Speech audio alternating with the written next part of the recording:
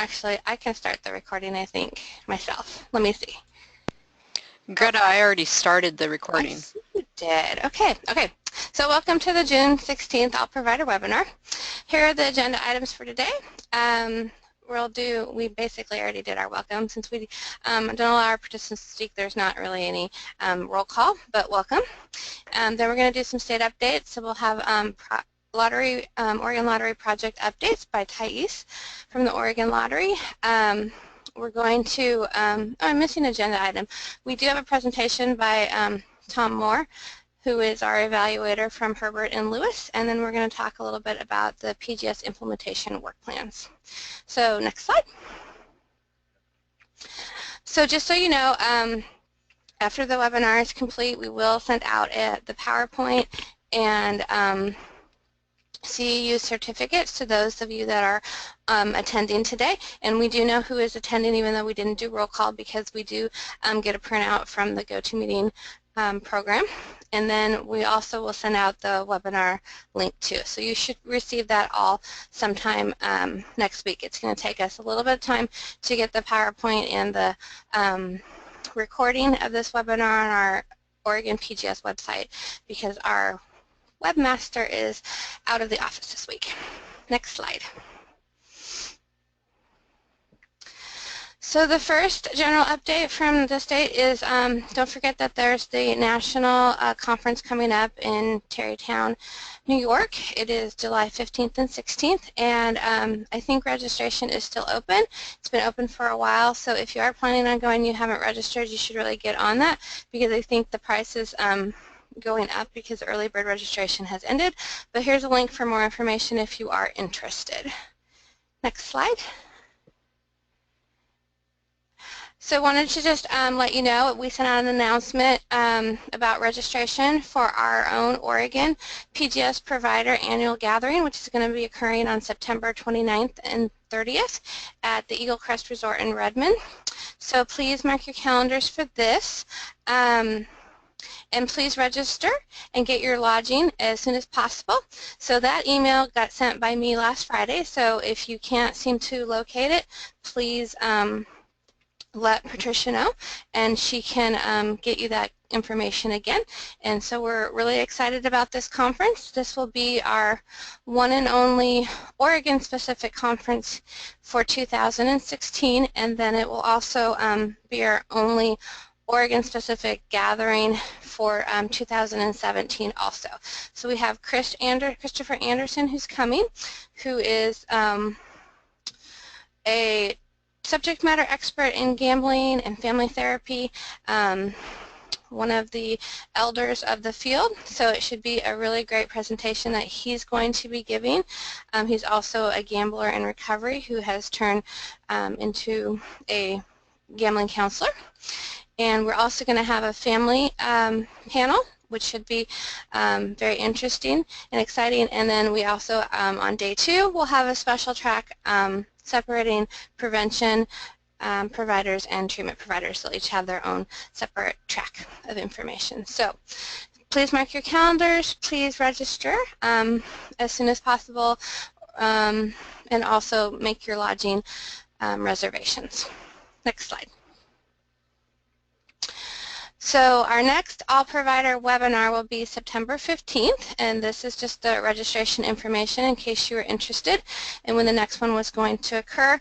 And remember that you can always get all of our training information from our training calendar, which is located on the Oregon PGS webpage listed on this slide. So you can mark your calendar for all of the All Provider webinars, all of the prevention monthly calls, all of the treatment monthly calls, and any other trainings that we come across and are on those calendars, on that calendar.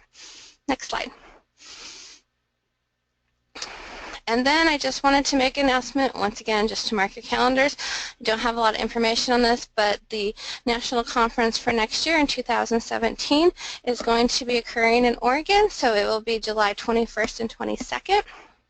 I think a lot more information will be known about this conference that we can share with you in the September All Provider webinar, and also at our September conference. So just mark your calendars for now and know that our office plans to do whatever we can do to help support people to get to this conference who are interested, and we'll have more information on how we're going to support you probably in the fall. So mark your calendars, and I don't know, maybe when Tom's presenting later on this webinar, he'll have a little bit more to say about the national conference. Next slide. So just to reiterate again, I sent an email out about this, I think. I am going to be taking a leave of absence, probably starting on Monday, this coming Monday, June 20th. I'm expected to be out of the office until August 1st, and then I'll be coming back part-time 25 hours a week from August to December.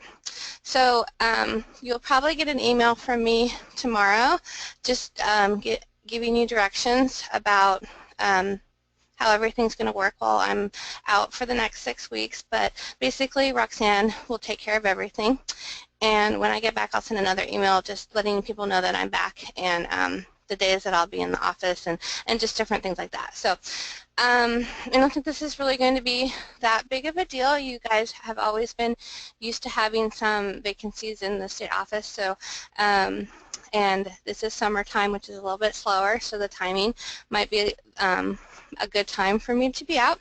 So be patient with Roxanne, because she does have to cover prevention and treatment questions, and she'll be doing site reviews and traveling and going to the national conference, so she will be out of the office a little bit, and she will also going to take a little time off for herself. So just be patient. She'll get to you as soon as she can, but we feel, Roxanne and I feel that the system will sustain while I'm gone, and that's good. So I also wanted to let you know that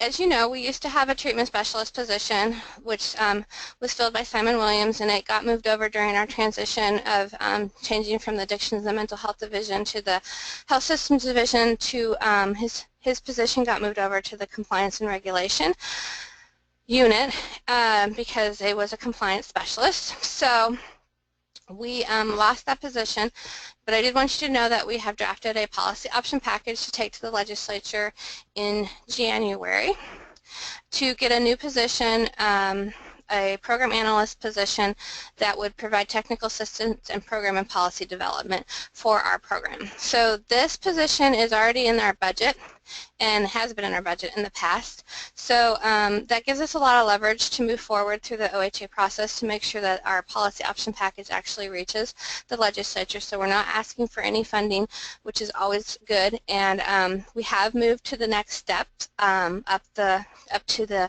OHA executive team for approval. So we're making progress. So we will just keep you posted on how this moves forward, just in case we want or need any support during the legislative session around this bill or this proposal.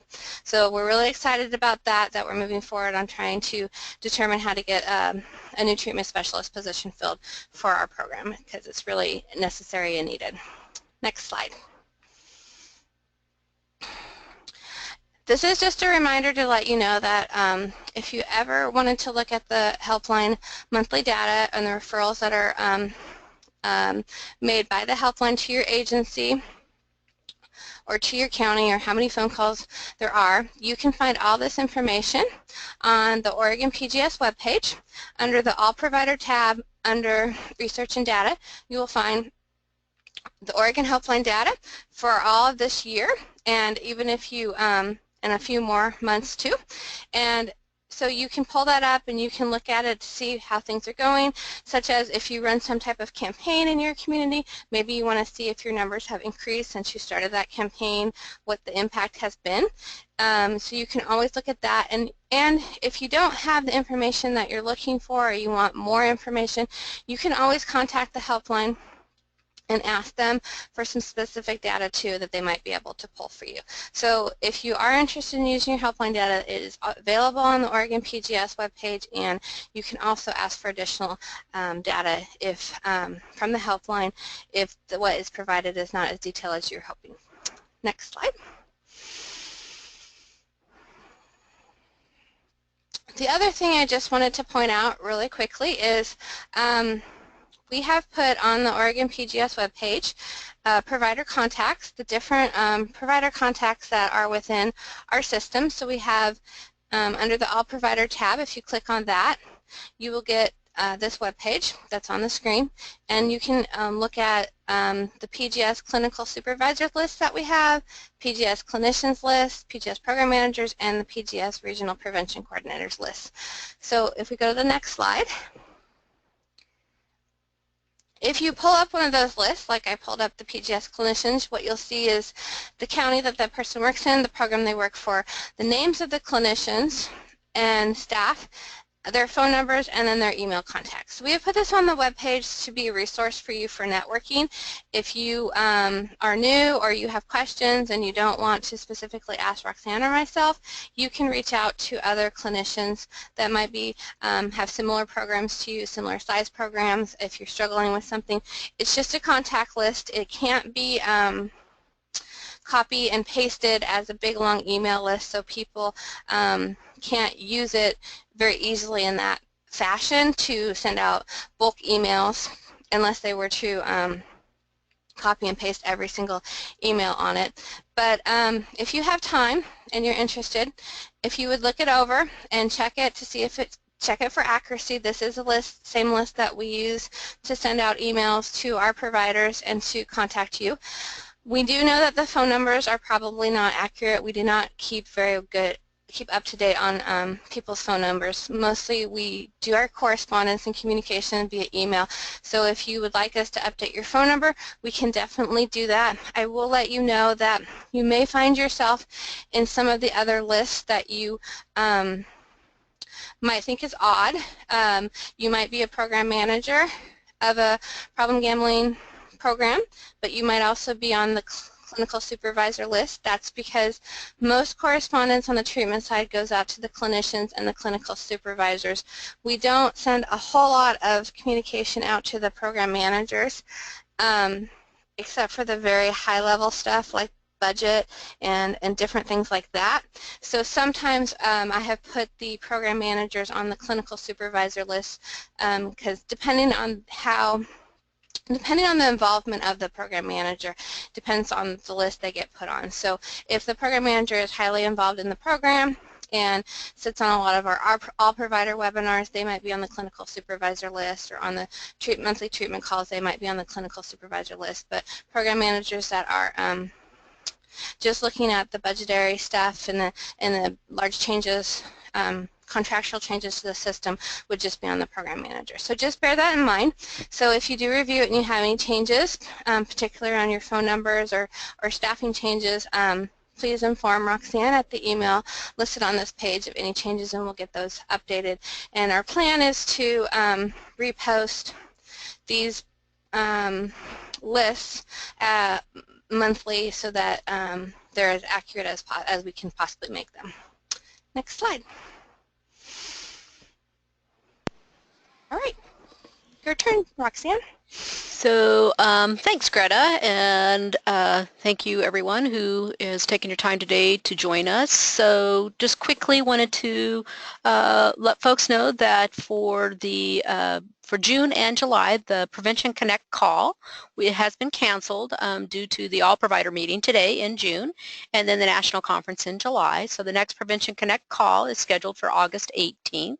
Login information will be sent out early in August to those prevention folks who are on our list so that they can participate in the call.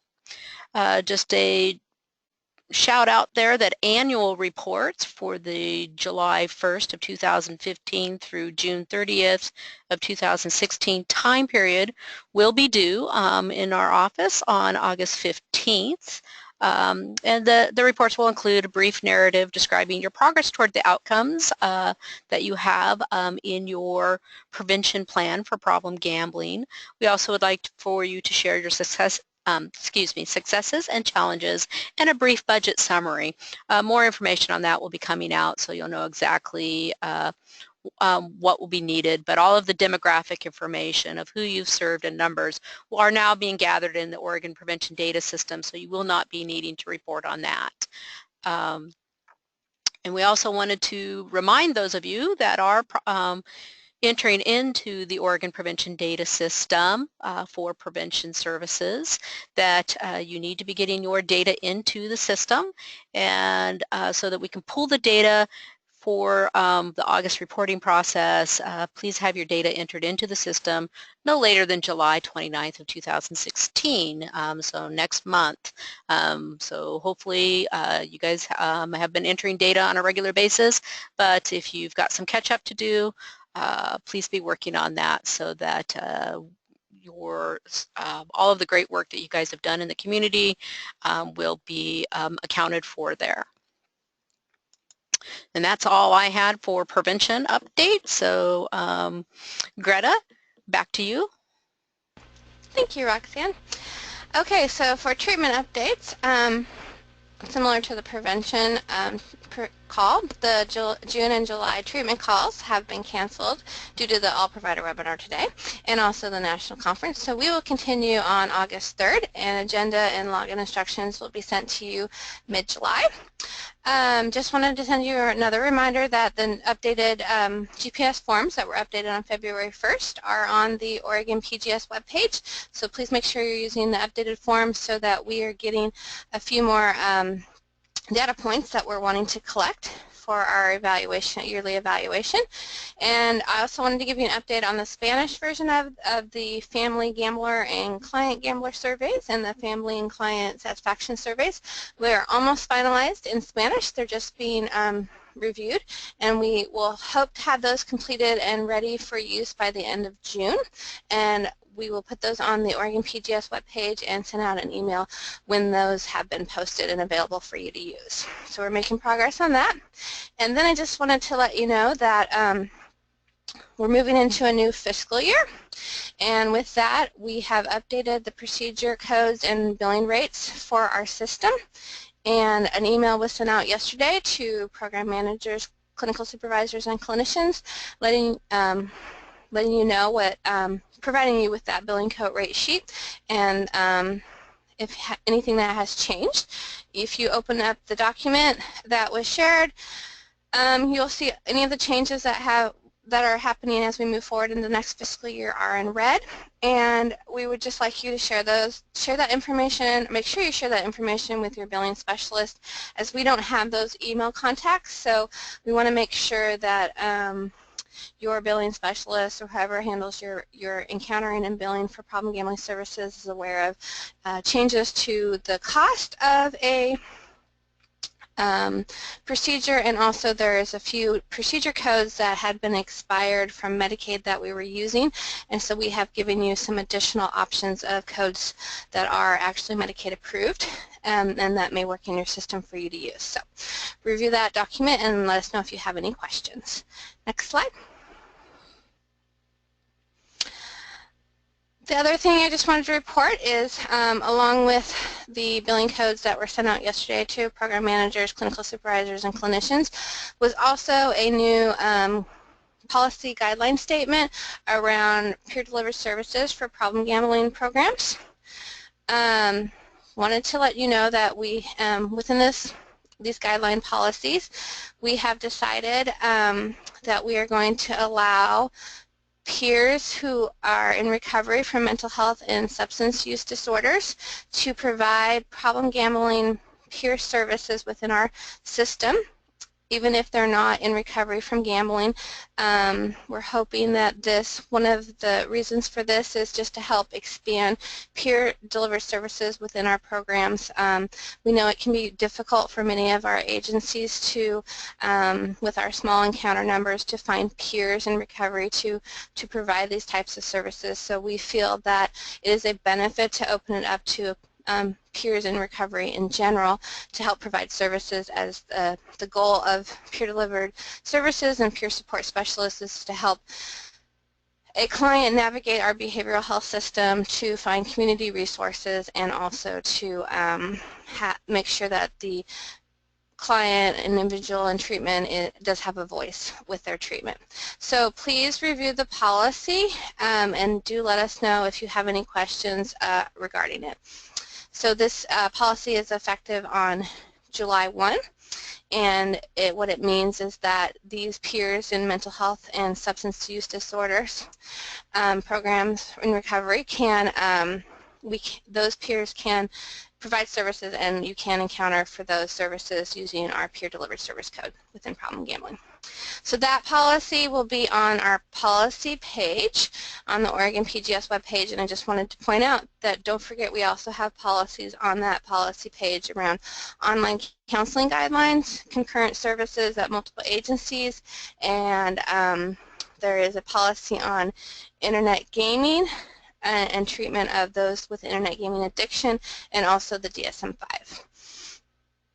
So the last thing I wanted to point out for the treatment side is that many of our agencies may be providing telephone or online counseling.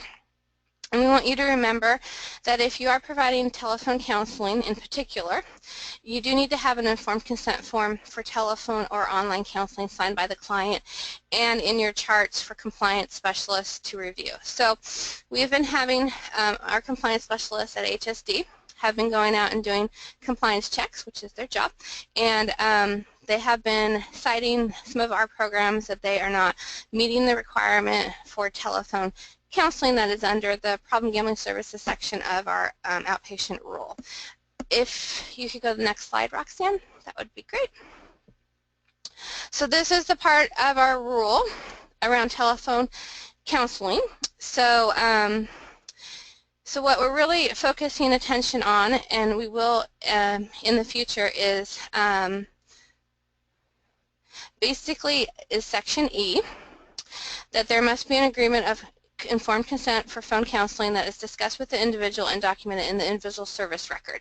So what this means is you're informed, you could have a separate informed consent form for treatment for phone counseling and with a signature from the client, or you could incorporate this consent into your general consent for treatment form. But it does need to specifically say something about phone counseling, that the client does agree to it and that they sign that they do agree to it. And then in your individual service record, you would need to document when you talked about moving the client to phone counseling, and also you would want to, when you do phone counseling, telephone counseling, you want to make sure that you document that in your service record that the service was provided via telephone. These are the things that they'll be looking for just to make sure your site review goes a little more smoothly. And if you want to look at this rule and all of the outpatient problem gambling treatment services section, there's a web page listed below that you can find it at. And if you have further questions, don't hesitate to contact either myself or Roxanne, or you could also contact your specific compliance specialist with Health Systems Division and check in with them to see what they're looking for. I have consulted with 2 compliance specialists about what they're looking for so that we know that we're on the same page, so they could help with technical assistance. But like I said, when I get back from leave, we'll spend a little bit more time on this at our monthly treatment calls and helping people with potential samples of wording that could be incorporated, or samples of agreements that could be also incorporated separately, and then what we'd want to see in a service record. So just be aware of this. I don't want anyone to be caught off guard when they have a site review and they're doing telephone counseling. Next slide. Once again, this is just off of the Oregon PGS webpage under the tab for treatment providers. If you click on policy statements, you will see the different policy statements that have been drafted and developed, and you will see the new one for peer-delivered services on the webpage next week when our webmaster returns. Next slide. All right, so that's the end of the state updates. If you have any questions, please type it in your chat box or your questions box, and Roxanne will either answer them or she'll read them out loud and we'll answer them verbally. Right now I don't see any questions, so we'll move on to our next presenter.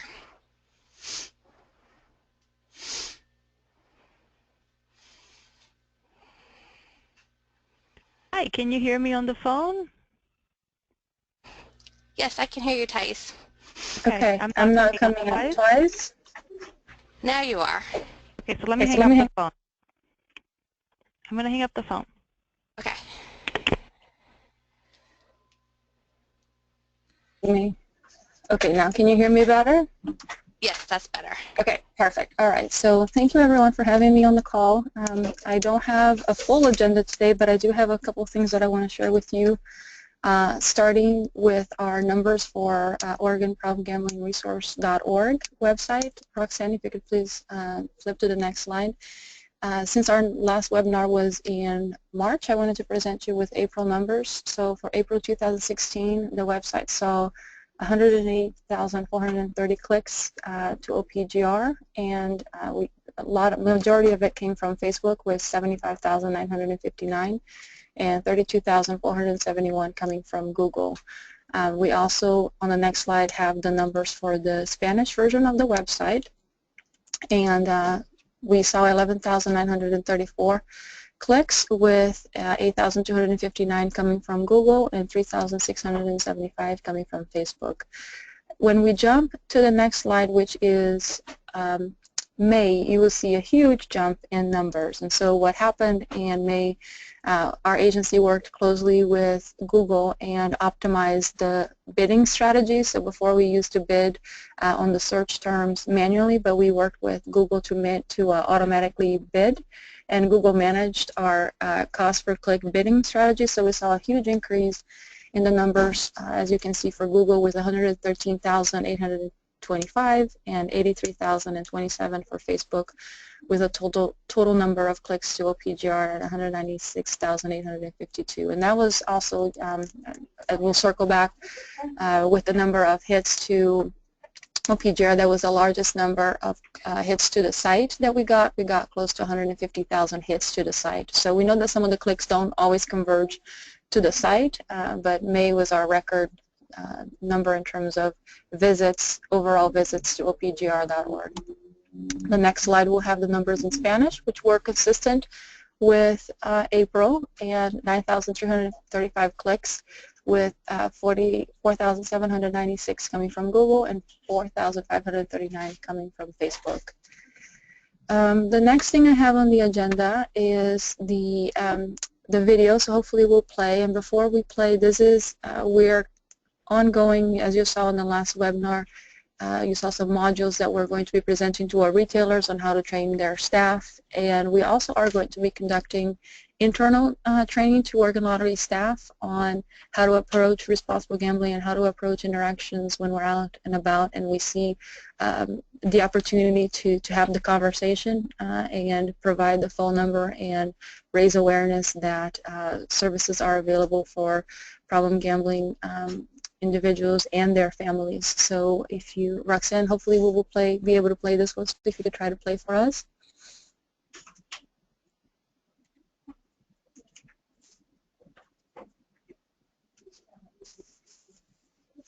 Okay, Holly was born in 1957. Going at my calculator. Oh, that's next year. Okay, so the audio is not coming out on this one. But what you will see is he is flipping a burger, and he talks about his brother having an issue, and she talks about, you know, well, let me give you the link to the phone number. The lottery provides free services. They're free, confidential, and she texts him the phone number. He picks it up and says, thanks, I'm sorry about making that joke I did earlier. And so it's just a lighthearted kind of way to approach how we should have the conversation out there when we encounter such situations, and encouraging people to have the conversation. So, Roxanne, are you going to try to play one more time? Yeah, I'm going to try one more time. Sure. Thank you. Hey, Sarah's here. Hi. Hey, how are you?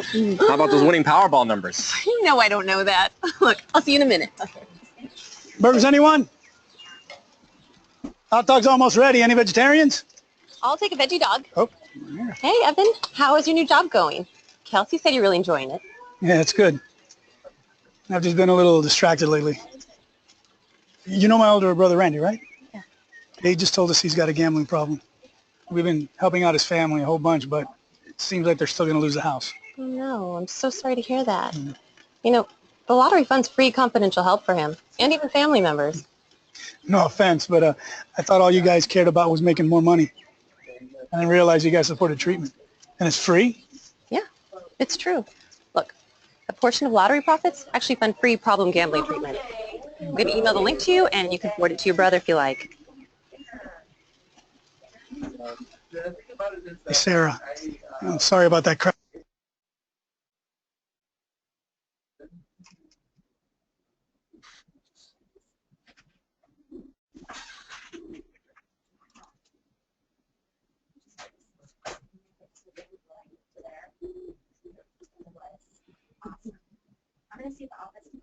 So you saw the video, and then one of the things that the next slide that I wanted to update you in, and this is a scene that somewhat describes what our next radio spot will be for Spanish for problem gambling, and I will go ahead. We're actually recording it this morning here at 10:30, but I wanted to share with you the script. I shared it during the multicultural committee meeting on the 27th of May, but let me try to do my best to read it here to you. It's a setting where it's a mom's dinner Sunday night, and her daughter is arriving for dinner with her young kids, and the husband is not present. So the husband is not present at this family gathering, and by this time is the third time that he hasn't been present. So the daughter says, "Mom, we've arrived." The mom says, "Very well, my daughter, where is David?" And the daughter says, "Well, David is working." And the mom says, "Well, it's Sunday, he's not working. He must be out there gambling." And the daughter says, "Well, Mom, let's just get started. Let's get going with this." And the mom says, "My daughter, don't leave. I'm worried about David. He's been gambling a lot lately. You should call the phone number," and she spells out 1-844-88-2537. The daughter says, "I don't know." And the mom says, "They help the son of Miss Margarita. The help is free, confidential, and it works." The daughter says, "Give me the phone number again, Mom." The mom repeats the phone number, and the daughter says, "Mom, you're right. It's time to seek help with his gambling addiction, and call 1-844-88-2537. And then we're going to have a voiceover that says, help is free, confidential, and it works, and the 844-2 violates phone number. So we're recording that this morning.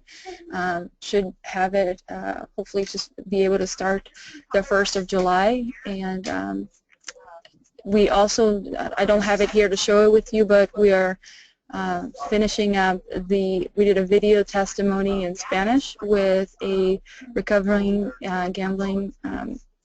recovering problem gambler, and hopefully we'll have that on the website in Spanish here soon, so folks can see and relate to his story, and hopefully seek out help if they identify with some of the things that he has to mention from his personal story. So that concludes my portion. I'm not sure if there are any questions. Roxanne?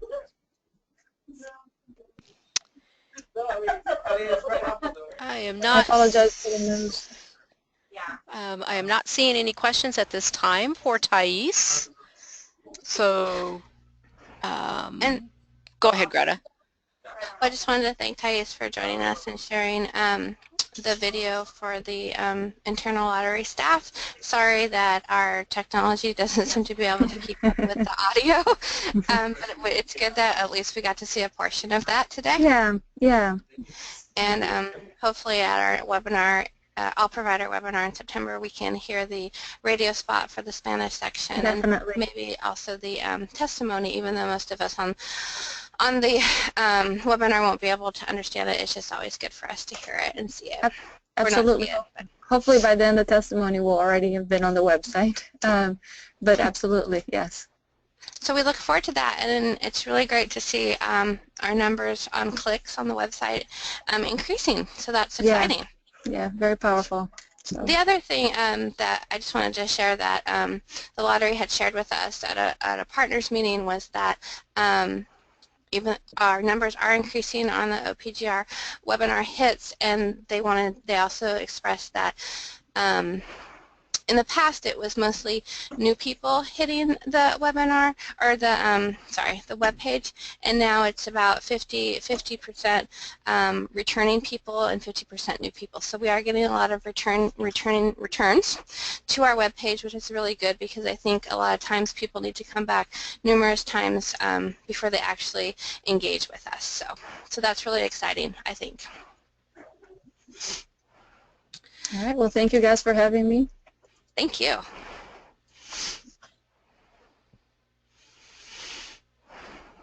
Okay, so for some reason, Roxanne, we're missing Tom's information.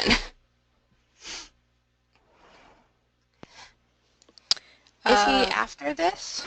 I don't believe so. Oh, you know what? I think his information, I put it in the, so a little side conversation here. I put it in the PowerPoint presentation that wasn't Thais's PowerPoint presentation. I think we forgot to move it over and incorporate it. Okay. Which we then deleted, didn't we? Yes. So if we wanted to do Tom's, we'd have to go get his email and just open it and show it that way. So what we can do is we can go over the implementation work plans really quickly, and then we could have Tom present at the end. What do you think about that? I think we can try to make that work. And so if you want to yeah, let's just go with implementation and then we'll move forward from there. Okay, will do. Okay, so now I just wanted to briefly talk about the PGS implementation work plans. As you know, this visual on the screen is our improvement plan. That's what the outside cover of the improvement plan looks like. In case you aren't familiar with it, it's a big deal to our program because it is our strategic plan for the next 4 to 5 years. It's what's guiding us on moving forward. So if we could go to the next slide. So the improvement plan can be found on the Oregon PGS website listed there. And then there's also 6 implementation work plans that have been drafted off of the improvement plan. So the improvement plan is a very high-level plan, and the implementation plan work plans are more concise in that they actually tell you the different activities that the state staff are going to be implementing to achieve the improvement plan initiatives. So you can find all that information on the Oregon PGS website listed. Next slide. So if you are not familiar and haven't looked at one of the implementation plans, this is kind of what it looks like. You'll see a activity on the left side that came out of our community forums and feedback from providers, and then you will see the actions that are going to occur from the state staff, the start date of when we might start working on those activities, the person that is the lead within our office. It doesn't mean that they're the only person working on it, they're just the lead of that particular action, and then the status, and then progress notes. So our hope is that we would fill in some of this information around the progress notes of where we're going, reposted to the web so that you guys would always be involved and invested in our progress, keeping us on track, helping us out, and knowing that we're making progress on these action items. So the implementation plan should have progress notes in them eventually saying how we're proceeding, if things are complete. Like you'll see that the creation of the OregonPGS.org webpage is complete. We did create that, and different things like that. So that's what our implementation plans look like. Next slide. And then we have also created timelines. These are not available on the Oregon PGS webpage. These are more internal documents for the state staff, but what we did is we looked at all the different 6 implementation plans, and we pulled out the stuff that was supposed to start this coming fiscal year, July 2016 to June 2017, and we mapped out all the different activities that needed to be conducted, when they needed to start, and this is a complete plan with all the state staff. And then we also have individual plans for Roxanne, which, with her specific action items that she's working on. Anyway, that's just a tracking mechanism for us, and just to let you know how we're moving forward and how we are taking these very large implementation plans and making them more concise and doable and readable and understandable so that we can move forward. So we have these timelines and all the activities that need to be started this next fiscal year. Next slide. So I just wanted to highlight some of the things that we're going to be working on this next fiscal year. This is not all of the things we're going to be working on, just the ones I pulled out, although I did pull out 22 different items, which seems to be quite exhausting. But I think it's still doable between Roxanne and I, and hopefully we have a consultant that's also helping us a little bit on some of these items, Jeff Murata, so that's nice, since we don't expect to have a treatment specialist position until probably summer of 2017, because we have to wait for the legislative approval and then the hiring process. So we are using Jeff Murata as a consultant on some of these activities to help us get some things done. So here's the top activities. I'm just going to kind of read down them. We're going to develop and support a workforce development advisory committee. So I don't have the start dates on all of these. Just remember that these are sometime between July of 2016 and June of 2017. So we'll be developing a workforce development advisory committee. That committee is going to help us with deciding on what type of training activities should be conducted throughout the year through our workforce development grant with the Oregon Council on Problem Gambling. We're going to develop and support a prevention advisory committee for statewide projects and system development. Roxanne, do you have anything you want to say about that one? All right, you might be busy doing something. No, I think right now I'm just a work in progress and more to come as we have more information. Okay, very well. We're going to continue to explore the option of hosting in-person regional meetings on a yearly basis. So we did some regional meetings about 2 years ago around the state. I think we did 4 or 5 of those. So we're going to continue to do that. We see ourselves hosting some regional meetings next year. Since next year we won't have any specific Oregon conferences due to the national conference being in July. We're going to focus a lot of attention on that, but we do think that we will have some regional meetings around the state, pulling people together from their different regions next year in 2017 calendar year. We're going to develop a best practice resource guide for prevention treatment providers, a guide that lets you know what the best practices are for problem gambling in one central area. We're going to coordinate quarterly meetings with Public Health and the School of Adolescent Health Center. So we have a partnership right now with Public Health School of their Adolescent Health area division, and we're going to continue that and coordinate meetings and see how that partnership can grow and expand. We have an older adult population initiative right now, which focuses attention and energy on how do we outreach, how do we educate, and how do we provide problem gambling treatment for this population? Is it different than the general population? So right now we're working with our older adult coordinator within the health system division, learning more about what her older adult coordinators in the communities are doing and developing partnerships. And we also have a small grant opportunity through Cascadia in Clackamas County, who's working with an older adult population through one of their older adult programs within their agency to learn more about the older adult population and conducting some focus groups. We're going to also develop a partnership and focus energy on the Department of Education. We don't currently have a relationship with the Department of Education. We have had one in the past, so we're going to reopen that partnership and see where that can take us. We're going to create a new orientation reference handbook that includes program standards. So right now when people start as new new programs, new clinicians, new prevention providers.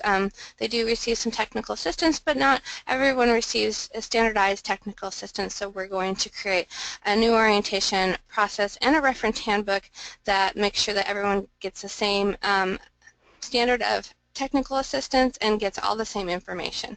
So just kind of standardizing our program a bit. Next slide.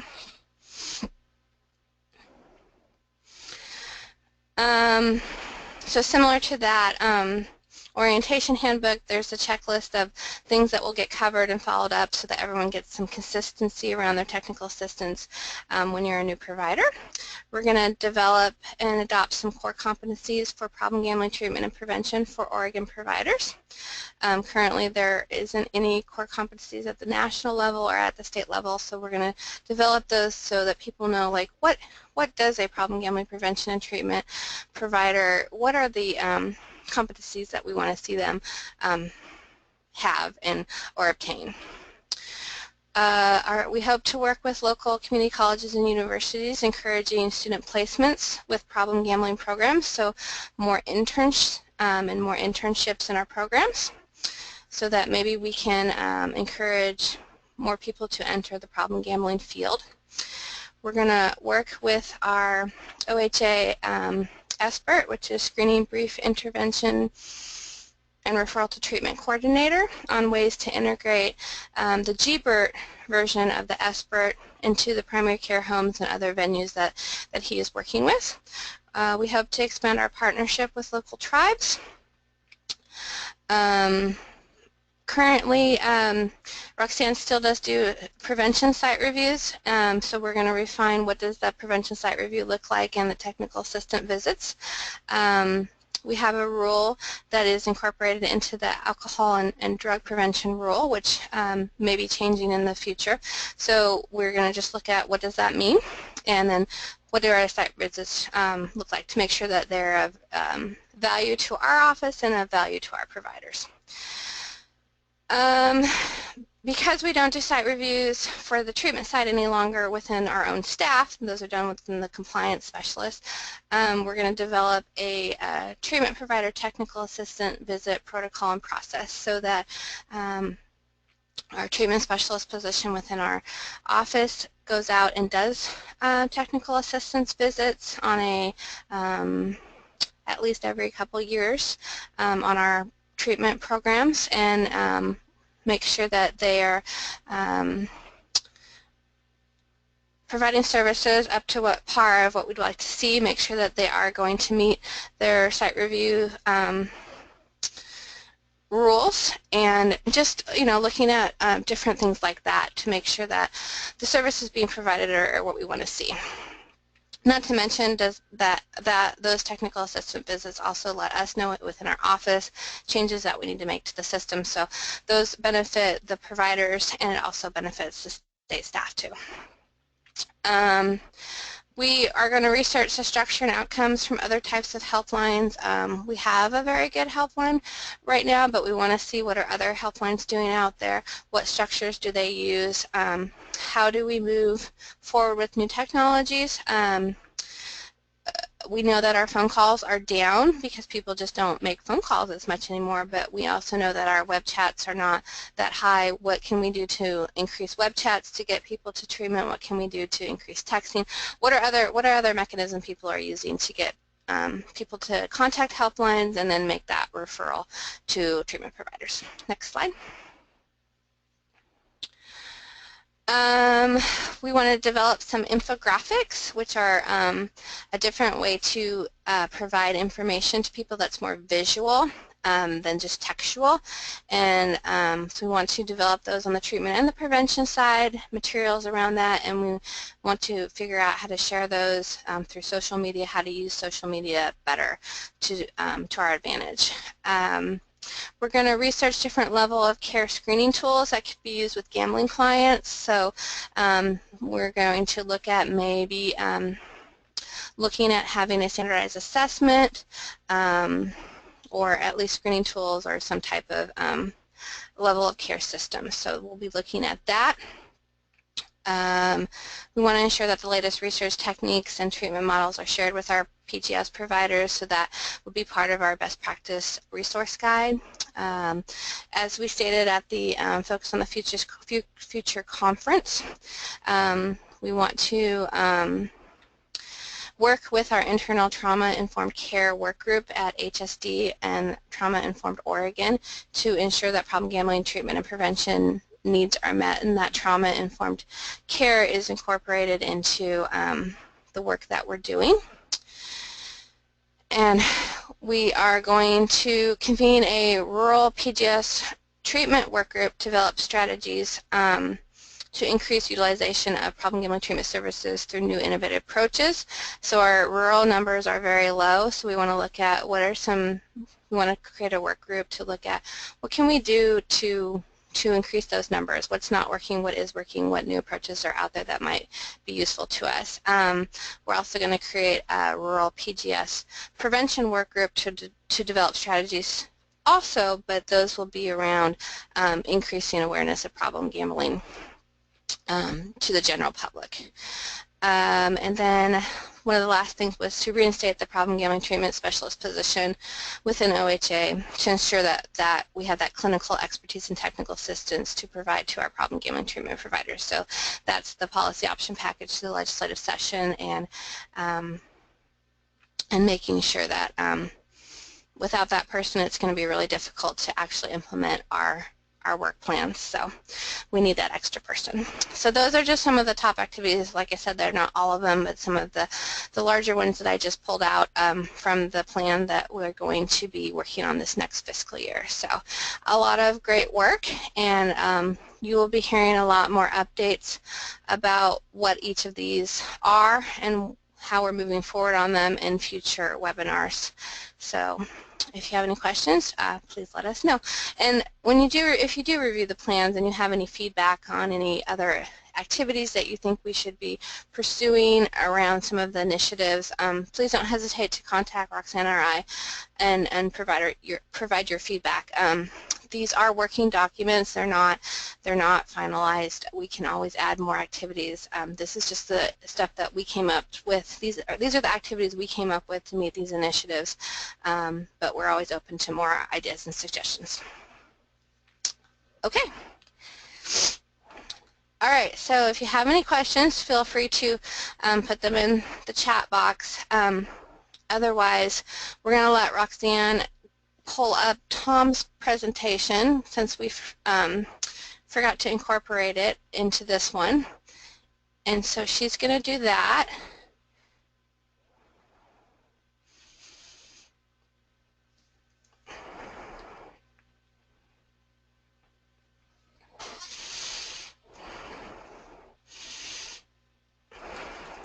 And while we wait, I will unmute Tom, and maybe he has some things he'd like to say regarding the national conference that's coming next year, or maybe he just has some things to say around the evaluation aspect of our program outside of what he was going to present today. I did receive a question via the phone, so I'm going to unmute you, Tom, so be prepared. I did receive a question via email during this webinar about when are the satisfaction surveys due to you? June 3rd, in order for them to count for this fiscal year, they have to be administered by June 30th, and hopefully in our office by July 20. Okay, a little bit about the national councils and the Oregon councils. Well, oh geez, let me just do that anyway real quick. Just an update. I think last time we talked about there was a federal subcommittee, congressional subcommittee on daily fantasy sports, and we tried really hard nationally to get representation on the invited witness list, and we were unable to do that. But so we're still tracking that. And then another update, you know, if any of you are watching what's trending, FanDuel and DraftKings, there's some chatter on the internet about them possibly merging, and a lot of different opinions about what's going to happen with that. So there's a lot of activity going on nationally regarding daily fantasy sports and stuff like that. Greta, I think you covered all the stuff for this year's conference and the next year's conference. For those when we have the conference July of next year, 19th through the 22nd, we will need some volunteers to be kind of the room monitors that check people coming in and scan them for credit and stuff like that. So if any of you are interested as we get closer to that and you see a call go out for volunteers, what they try to do is they try to assign the volunteers to topics that they're interested in, so the volunteer can come in, do the room monitoring stuff, and get the information and also get credit for the continuing education hours. So that's a good deal. And the other thing on the national level is Julie Hines was elected to the NCPG Board of Directors for a 3-year term. So congratulations to Julie. So we've got 2 of us from Oregon on the board, myself and Julie. So we have a little voice at the national level too. So let me move on to the presentation that just disappeared.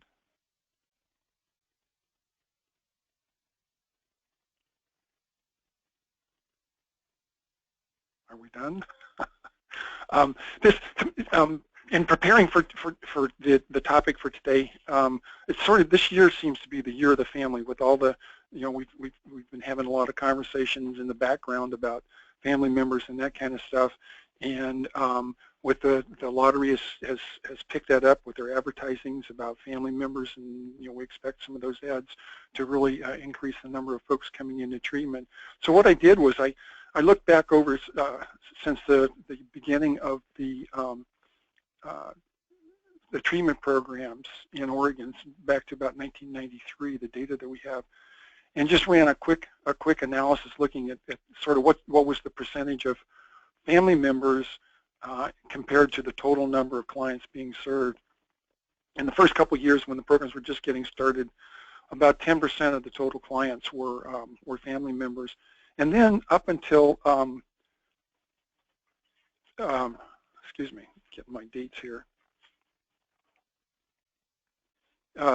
fiscal year 10-11, we were averaging between 15 and 17% of our total population in treatment were family members. So, as the census, as the number of enrollments went up, the number of family members went up.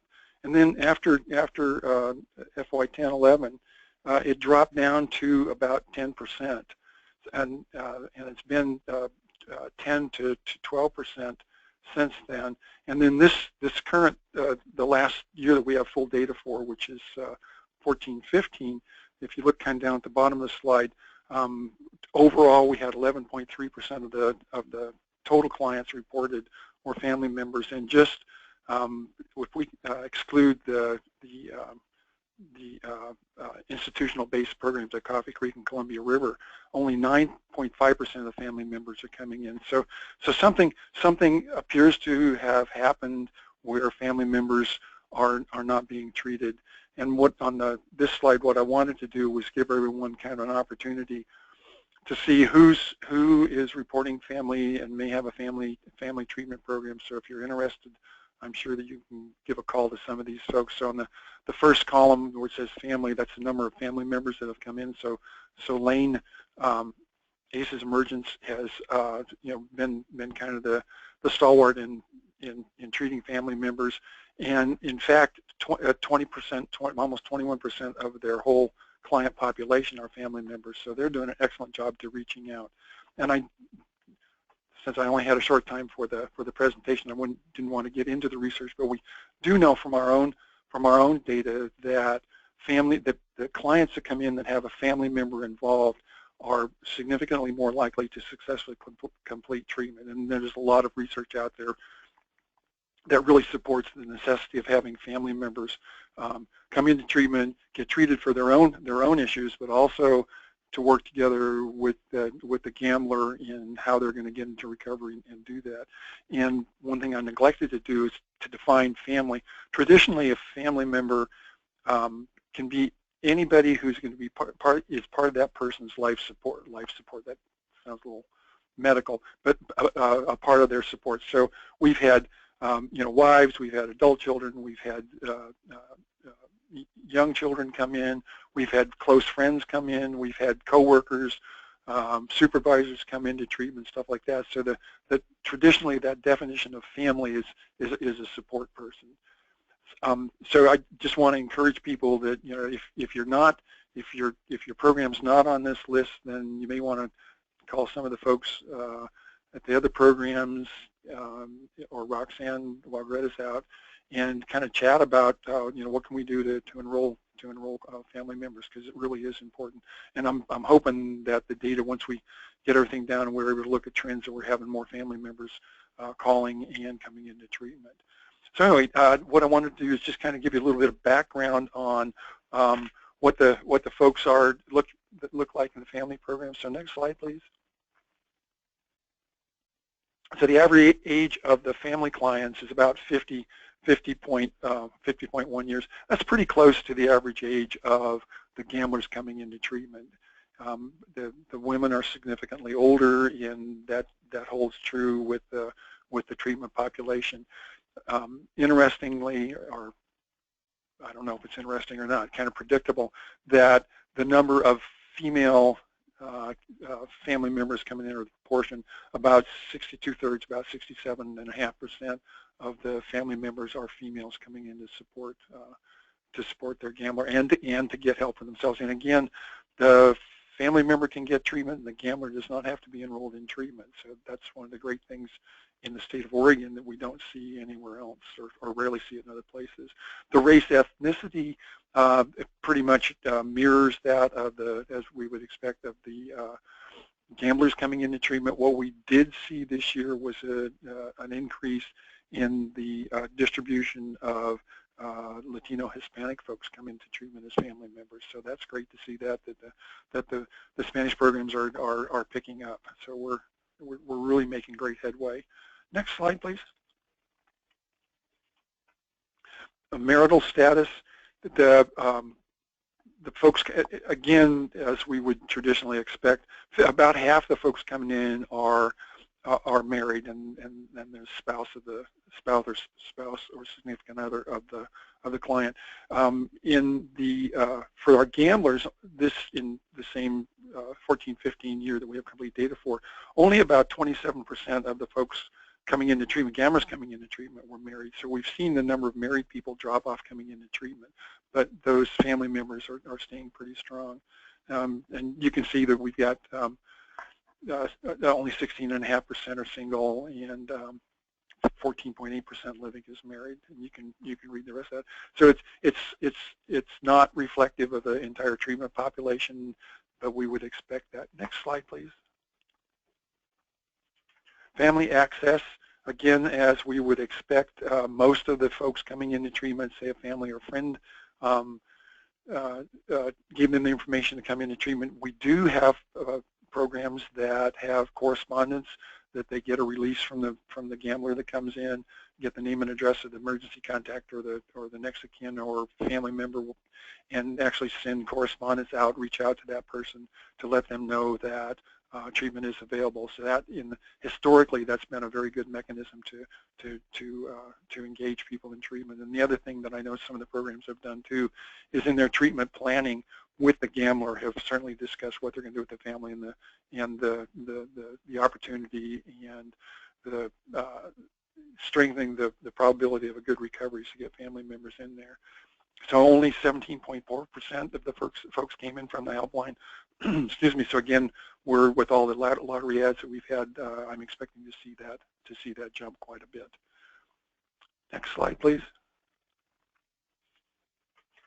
The relationship to gamblers.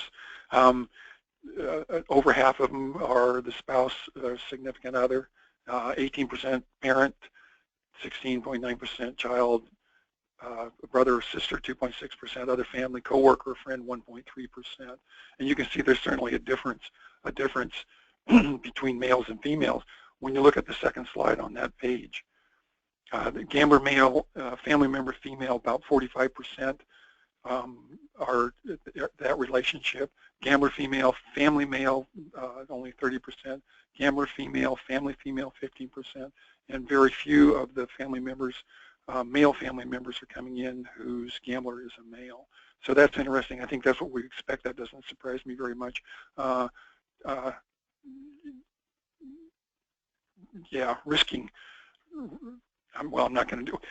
Males, historically, males don't tend to support females in treatment, where females historically tend to support males in treatment. So again, that's not surprising. Next slide, please.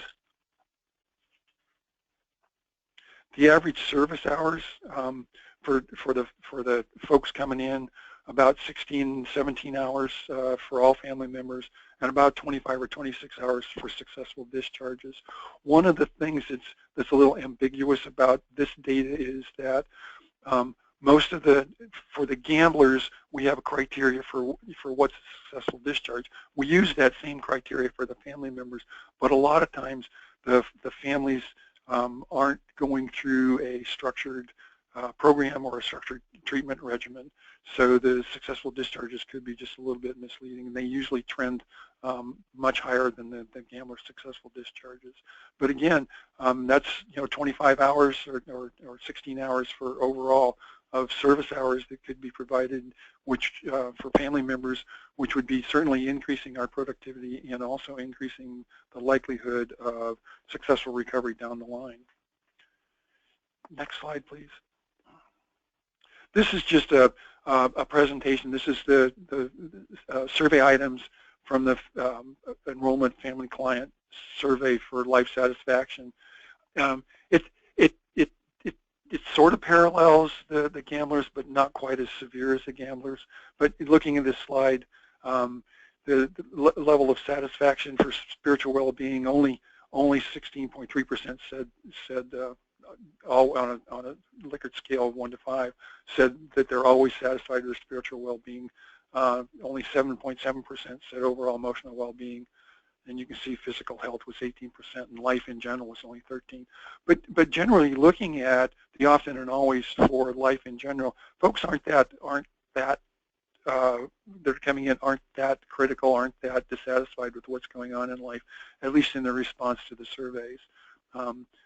But we look at the sometimes category there, and it's about a quarter of the population to a third of the population coming in are only sometimes satisfied with those. So again, we've got folks coming in, and as you know, if you're treating those family members, there's a lot of dysphoria of them coming in and kind of being angry and that kind of stuff, and maybe some denial. So I think it's a challenge to bring the family members in and to keep them engaged, but it can be done, and it has been done successfully.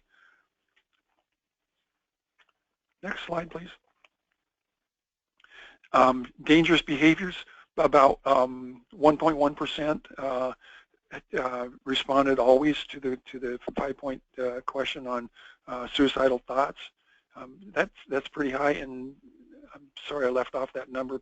About 4% said often. So we're looking at folks from about 10 to 12% of the folks coming into treatment are having some suicidal thoughts, either often or always. So again, pretty important criteria. Suicide attempts, we see a very small percent saying sometimes, a little bit larger percent saying rarely, and 95.5% saying no. So again, we're looking at a relatively numerically small slice of the folks coming in, but that's a significant and critical indicator of the level of issues that may be going on with the individual, so we don't pick up in the other survey items.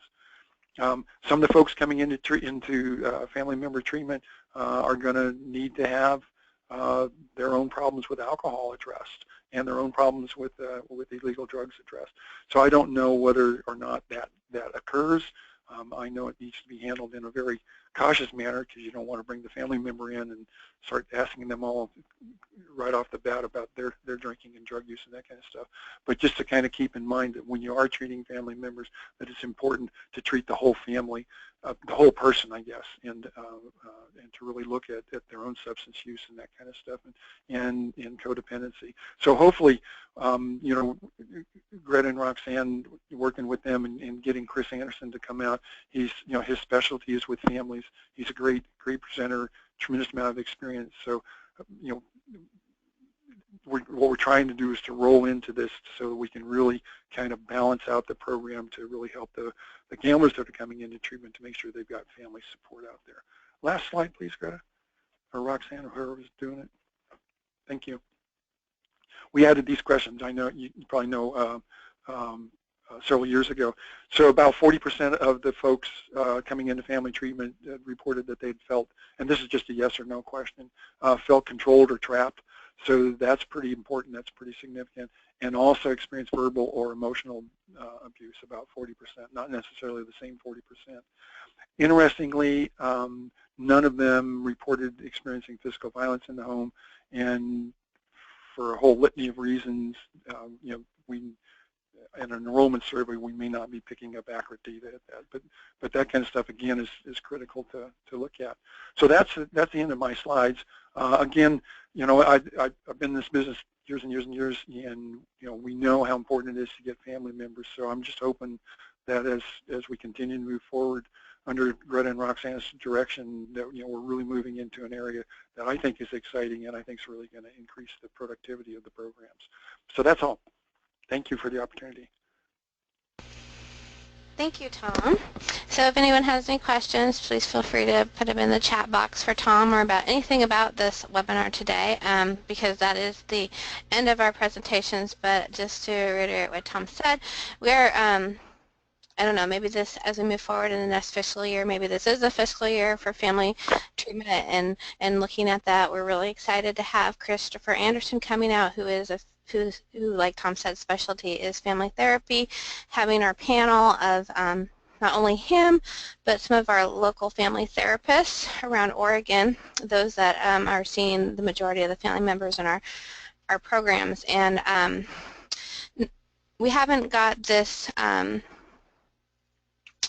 figured out quite yet, but after we have our family panel at the conference, then we hope to move forward with having a family therapy conference call that our providers can get on, and we can continue to talk about family therapy. What are some of the challenges within our system? What can we do to improve family therapy? Sometimes those programs that have the highest numbers of family members seeking treatment are those that have family therapists within their programs that are trained as family therapists and that also are trained in problem gambling.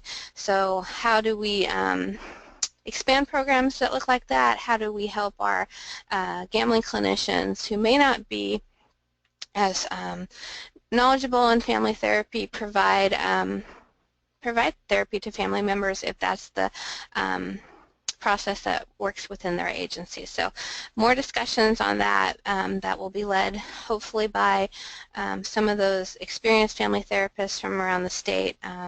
So hopefully we'll develop some conference calls that people can sit on and learn more about family therapy, or at least the state can learn more about what direction we need to go to help expand our numbers around family therapy. So we're really excited to see where that takes us in this next fiscal year. So we hope you're excited too. So let's see if we have any questions.